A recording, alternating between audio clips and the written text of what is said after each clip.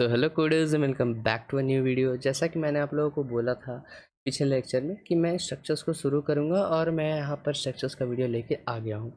अब यहाँ पर देखो, ये जो स्ट्रक्चर्स है 4-5 वीडियो ले सकता है। ठीक है, तो थोड़ा सा लेंदी जाएगा स्ट्रक्चर्स, थोड़ा बहुत बाद में जब पॉइंटर्स का कॉन्सेप्ट भी आएगा, डॉट ऑपरेटर का, एरो ऑपरेटर का, तो थोड़ा बहुत कॉम्प्लेक्स लगेगा। हाँ, लेकिन इसी में आपको मैं यही गाइड कर सकता हूँ कि आप इसको प्रैक्टिस करो यार, जितना आपका। अब इसमें देखो, बाद बाद में क्या होता है ना कि क्वेश्चंस का अमाउंट थोड़ा कम होने लगता है।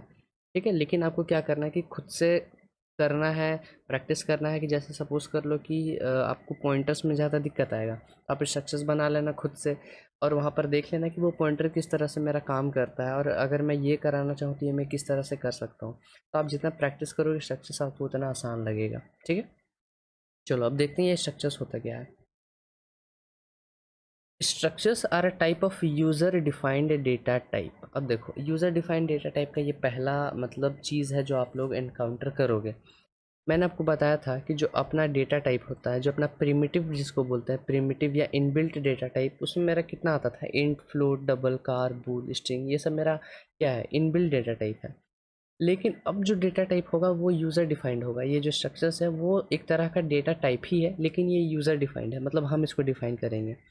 ठीक है, तो ये समझ लो एक यूज़र डिफाइंड डेटा टाइप है that can hold different data types unlike arrays. इसका बोलने का ये मतलब है कि जैसे मेरा एक एरे होता है, तो एरे में मेरा क्या क्राइटेरिया होता है कि आप यहाँ पर जो भी डेटा टाइप डालोगे वो सारा सेम होना चाहिए, मतलब सेम डेटा टाइप रहना चाहिए।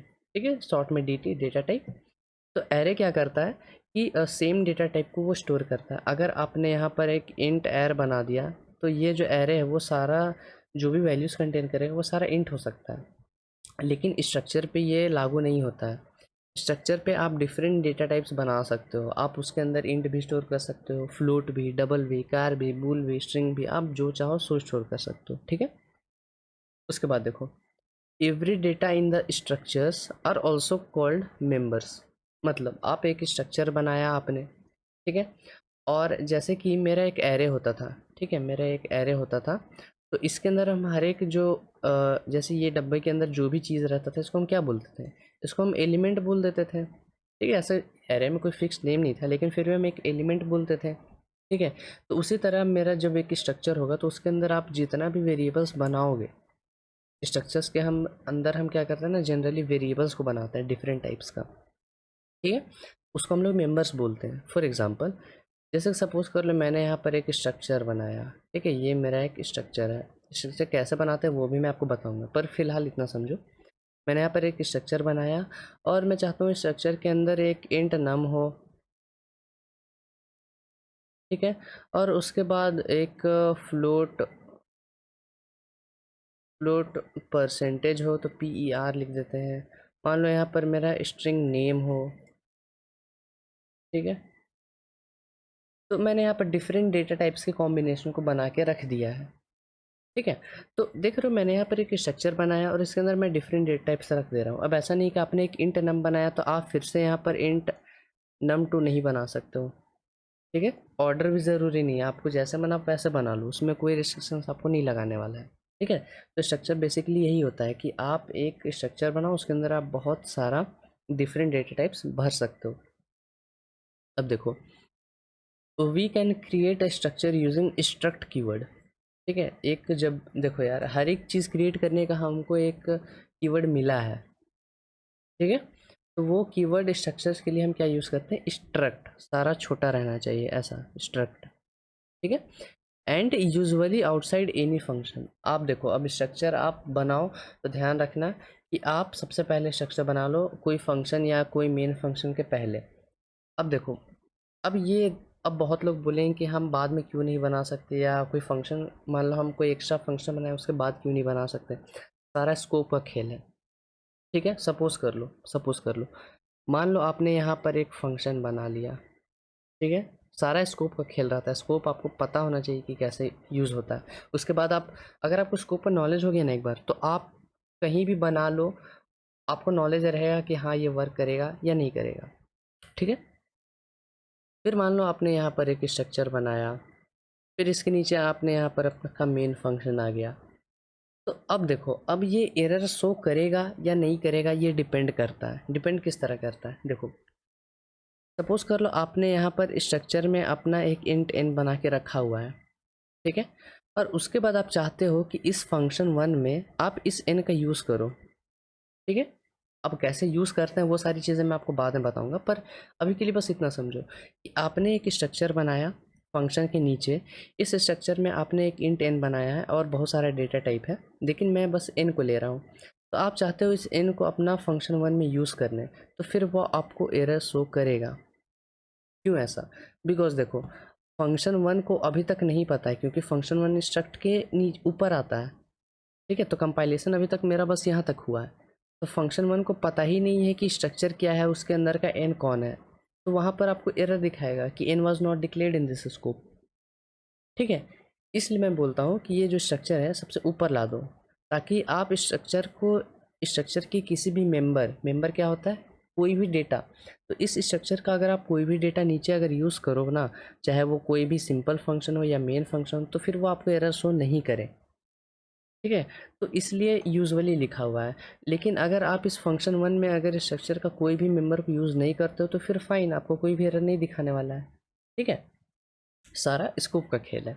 अब देखो यहाँ पर हम सिंटेक्स देखते हैं, हम किस तरह से अपना जो है स्ट्रक्चर को वो बना सकते हैं। चलो, सिंटेक्स क्या है, आप यहाँ पर स्ट्रक्ट कीवर्ड का यूज़ करोगे, ठीक है, स्ट्रक्ट कीवर्ड का यूज़ करोगे। फिर आप यहाँ पर अपना स्ट्रक्चर का नेम दोगे, आप नेम कुछ भी दे सकते हो। अब ये नेम आपका वेरिएबल नेम का रूल को फॉलो करता है। जो मैंने आपको वेरिएबल को नेम करने का जो रूल बताया था कि मतलब A to Z कंटेन करना चाहिए, कोई नंबर से ना स्टार्ट होना चाहिए, वो सारा जो रूल है ना, वो सारा आइडेंटिफायर्स पे लागू होता है। आइडेंटिफायर्स मतलब क्या, कि किसी भी एंटिटी जिसका आप नेम दे दो, चाहे वो वेरिएबल हो, फंक्शंस हो, एरेज हो, स्ट्रक्चर्स हो, क्लासेस हो, ऑब्जेक्ट्स हो, ठीक है, ऑब्जेक्ट्स नहीं क्लासेस हो, हाँ ऑब्जेक्ट्स भी, तो वो सारा आइडेंटिफायर का नाम रूल है जो है वो वेरिएबल का रूल को फॉलो करता है। उसके बाद आप क्या करोगे, कर्ली ब्रेसेस को यहाँ पर खोलोगे, ठीक है, और बंद कर देना, और उसके बीच में आप डेटा डाल देना। अब डेटा क्या होता है, मतलब वही यार अपना सिंपल डेटा, जैसे कि इंट n लगा सकते हो, आप अपना स्ट्रिंग नेम लगा सकते हो, ठीक है। तो वो सारा डेटा आप यहाँ पर लिख देना, ठीक है। और यहाँ पर ध्यान रखना है स्ट्रक्चर्स के अंदर आपको फंक्शंस नहीं बनाना है, ठीक है।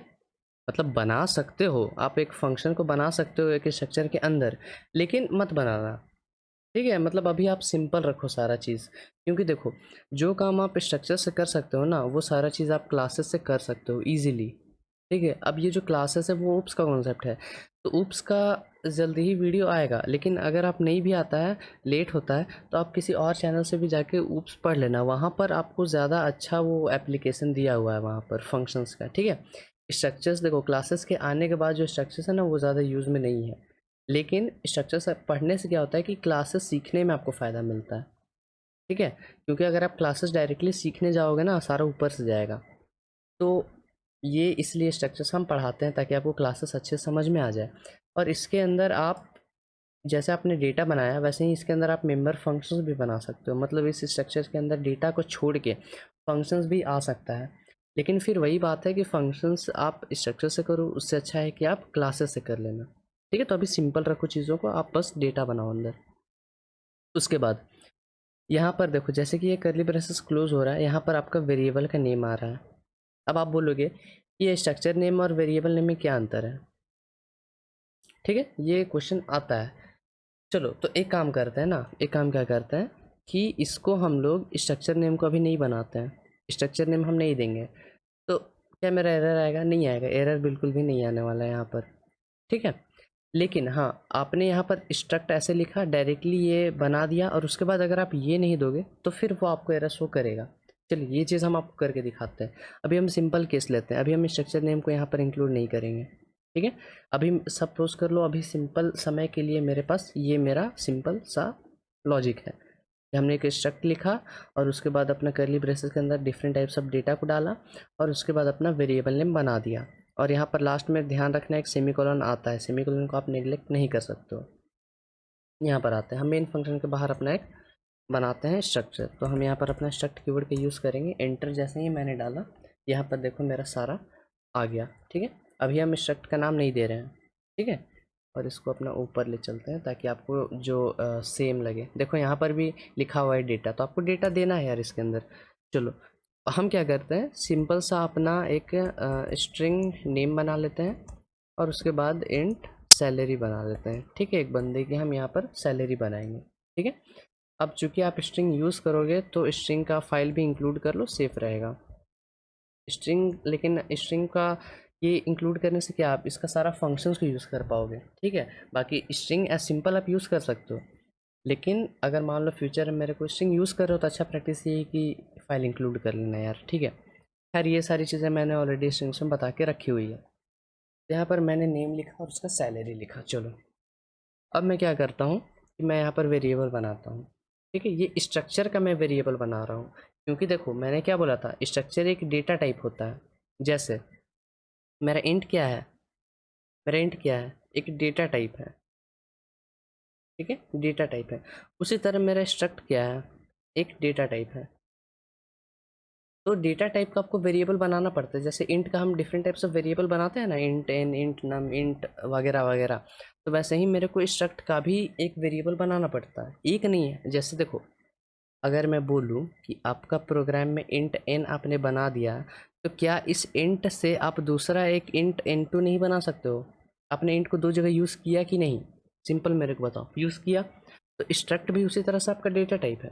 तो इस स्ट्रक्ट का भी आप डिफरेंट टाइप ऑफ डेटा बना सकते हो। तो वही हम यहाँ पर करेंगे। फिलहाल हम यहाँ पर आते हैं और बस एक बंदे को बनाते हैं ताकि मैं चीज़ों को सिंपल रखूँ, आपको कंफ्यूज ना करूँ। मैं यहाँ पर दे देता हूँ राज। ठीक है, तो अब ये जो राज है वो मेरा स्ट्रक्ट का एक वेरिएबल हो गया। इतना मेरा सपोज कर लो, इतना जो है वो आप मान के चल सकते हो कि ये आपका डेटा टाइप है। ठीक है, और जो राज है वो इस डेटा टाइप का वेरिएबल नेम है। ठीक है, चलो तो ये हमने यहाँ पर क्या किया है कि अपना ये जो स्ट्रक्चर है, ये जो डेटा टाइप है, उसका हमने एक यहाँ पर वेरिएबल बना दिया। अभी हम इस वेरिएबल को नहीं बनाते, सपोज कर लो मैं इसको सेव करके रन करूँगा ना तो मेरे को एरर दिखाएगा। ठीक है, क्यों बोलेगा कि abstract declarator anonymous structure use as declaration. मतलब हमने यहाँ पर क्या किया है कि आप अब ये कंप्लीट डेटा टाइप भी नहीं है। ठीक है, ये एक पूरा एक कंप्लीट डेटा टाइप नहीं है। अब इसके पीछे का रीज़न ये है कि आपने स्ट्रक्चर नेम को नहीं डाला है। इसको एक पूरा कंप्लीट डेटा टाइप बनाने के लिए आपको यहाँ पर एक इसका स्ट्रक्चर का नेम देना पड़ता है। लेकिन जैसे ही आपने यहाँ पर एक वेरिएबल लगा दोगे, अब इसको हम सेव करके रन करें तो मेरा एरर हट जाएगा। एरर क्यों हट गया? क्योंकि हमने इस डेटा टाइप को कंप्लीट कर दिया है। ठीक है, पूरा एक डेटा बनाने के लिए क्या चाहिए आपको, एक डेटा टाइप चाहिए और आपको एक वेरिएबल चाहिए। जैसे कि इंट और एन, इंट आपका डेटा टाइप है, एन आपका वेरिएबल नेम है। तो उसी तरह यहाँ पर हमने वही सेम चीज़ को अचीव कर लिया है। स्ट्रक्ट और इतना सारा पूरा डेटा हो गया और राज आपका डेटा टाइप हो गया। लेकिन जैसे ही आप राज को हटा दे रहे हो तो इससे हो क्या रहा है, जैसे कि सपोज कर लो, इसका बोलने का मेरा ये मतलब है कि जैसे अगर आप इंट एन लिखते हो, ठीक है, और इंट बस ऐसे लिख देते हो, तो क्या ये सही है प्रोग्राम में? गलत है। तो जैसे ही ये चीज़ गलत है, वैसे ही आप अगर ये लिख रहे हो स्ट्रक्ट और इसके अंदर का डेटा, तो इतना पूरा आपका इंट के बराबर ही है, ये भी एक डेटा टाइप है। तो आप सिंपली एक बस एक डेटा टाइप लिख दे रहे हो, लेकिन वो गलत है। एक डेटा टाइप के लिखने के साथ साथ उसका वेरिएबल नेम आना ही आना चाहिए। ठीक है, तो इसीलिए मेरे को ये चीज़ एरर बताता है। चलो तो हम यहाँ पर क्या करते हैं, अपना राज को लिख देते हैं। ठीक है, तो ये तो हो गया। अगर आप यहाँ पर स्ट्रक्चर नेम नहीं दोगे तो आपको यहाँ पर वेरिएबल नेम कंपलसरी है। ठीक है, ये चीज़। अब देखो अगर आपने यहाँ पर स्ट्रक्चर नेम लिख दिया तो फिर ये चीज़ ऑप्शनल बन जाता है, ये चीज़ भी देख लो। अब हम क्या करते हैं, यहाँ पर स्ट्रक्ट का अपना नाम दे देते हैं डिटेल।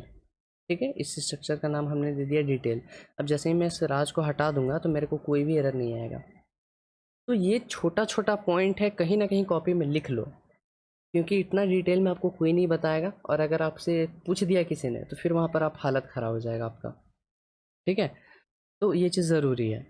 अब जैसे ही मैंने यहाँ पर नाम डाला तो ये वेरिएबल नेम नहीं बनता है, हाँ, लेकिन ये कंप्लीट एक डेटा टाइप आपका बन जाता है। ये अपने डेटा टाइप को डिफाइन कर दिया है। फिर आप यहाँ पर नाम लिखो ना लिखो ये ऑप्शनल है। ठीक है, चलो फिर से यहाँ पर स्टार्ट करते हैं, फिर से यहाँ पर स्टार्ट करते हैं। ये जो इतना पार्ट है ना, ये आपका पूरा अब एक कंप्लीट डेटा टाइप है। अब ध्यान से सुना यहाँ पर चीज़ों को, ये आपका एक कंप्लीट डेटा टाइप है। अंतर क्या आएगा देखो, अगर मैं आपसे पूछूं अगर मैं इतना को हाईलाइट कर दूं और फिर मैं आपसे पूछूं कि यहाँ पर डेटा टाइप कौन सा है, तो आपका आंसर क्या होगा? आपका आंसर होना चाहिए, अगर कोई भी पूछ दे कि इतना अंडरलाइन करके, इतना सारा हाईलाइट करके कि यहाँ पर डेटा टाइप कौन सा है, तो आप बोलोगे ये पूरा खुद में एक डेटा टाइप है। ये पूरा जो भी लिखा हुआ है स्ट्रक्ट डिटेल, इसके अंदर का सारा डेटा, ये कर्ली ब्रेसेस बंद और ये सेमीकोलन, ये सारा मिला के पूरा एक डेटा है। फिर अगर आपसे कोई पूछ दे कि इसमें वेरिएबल कहाँ है, इस ये जो स्ट्रक्चर है इसका वेरिएबल कहाँ है, तो आप बोलोगे इसमें वेरिएबल अभी तक नहीं बनाया गया है। ये जो डिटेल है वो वेरिएबल नहीं है। ध्यान से सुन लो, ये जो डिटेल लिखा है मैंने, ये वेरिएबल नहीं है, ये बस इस स्ट्रक्चर का नाम है।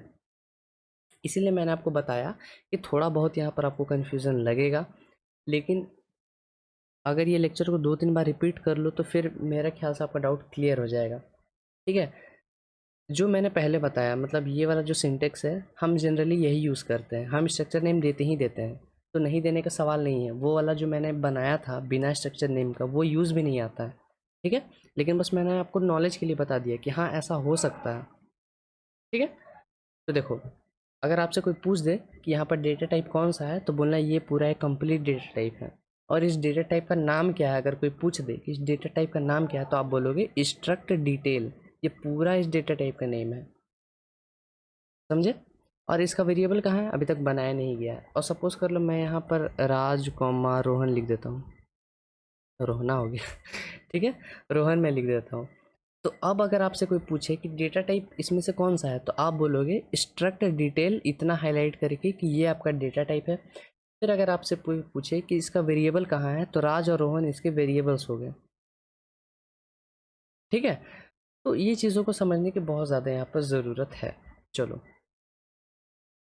तो इस लेक्चर के लिए हम बस आपको इतना ही बताएंगे। ज़्यादा अगर मैंने सोचा था कि मैंने आपको थोड़ा ज़्यादा बता दूंगा, पर खैर मैं बस अभी तक यहीं तक रखता हूँ। आपको बस अभी आपको क्या करना है, लेक्चर देखने के बाद फिर से रिवाइज़ करना है कि मैंने आपको क्या क्या बताया, क्या क्या की पॉइंट्स हैं। अगर आप यहाँ पर स्ट्रक्चर नेम नहीं दोगे तो फिर ये वेरिएबल नेम लिखना आपका कंपलसरी हो जाता है। अगर आप स्ट्रक्चर नेम दे दो तो फिर ये वेरिएबल नेम लिखो ना लिखो ये ऑप्शनल बन जाता है। ठीक है, इसमें से आपका ये इतना को पूरा हम डेटा बोलते हैं। ठीक है, डेटा टाइप बोलते हैं। ये आपका यहाँ पर वेरिएबल आता है। इस डेटा टाइप का नाम क्या है, स्ट्रक्ट और स्ट्रक्चर नेम साथ में डेटा टाइप है। ठीक है, तो ये सारा इतना चीज़ कम से कम आप रिवाइज़ कर लो। ठीक है, देखो मेरा ये मोटिव नहीं है कि बहुत सारा 7-8 वीडियो बना दूँ, सब में व्यूज़ आए। ठीक है, वैसा मेरा इंटेंशन नहीं है। आप सीख लो। अब हर एक, अगर मैं पूरा स्ट्रक्चर्स एक वीडियो में चाहूँ तो कवर कर सकता हूँ, जैसे कि मैंने देखा है बहुत वीडियोज़ में कि एक लेक्चर में ही पूरा स्ट्रक्चर्स को ख़त्म कर देते हैं, फिर समझ में कुछ नहीं आता। ठीक है, देखो होता क्या है यार, एक लंबा वीडियो बना लो, स्ट्रक्चर्स का सारा चीज़ कवर करने की कोशिश करो तो छूट जाता है। ठीक है, लेकिन मैं बस अभी इतना में एम्फेसाइज़ किया तो आपको कितना डिटेल मिल गया बताओ। ठीक है, तो खैर अभी हम इस वीडियो को रखेंगे यहीं पर, कोई क्वेश्चन नहीं है। बस मेरा ये है कि आप इस वीडियो को रिवाइज़ करो, बार बार देखो कि मैंने क्या क्या बताया है। ठीक है, तो फिलहाल हम मिलते हैं आपसे नेक्स्ट वीडियो में। Till then keep coding and bye bye.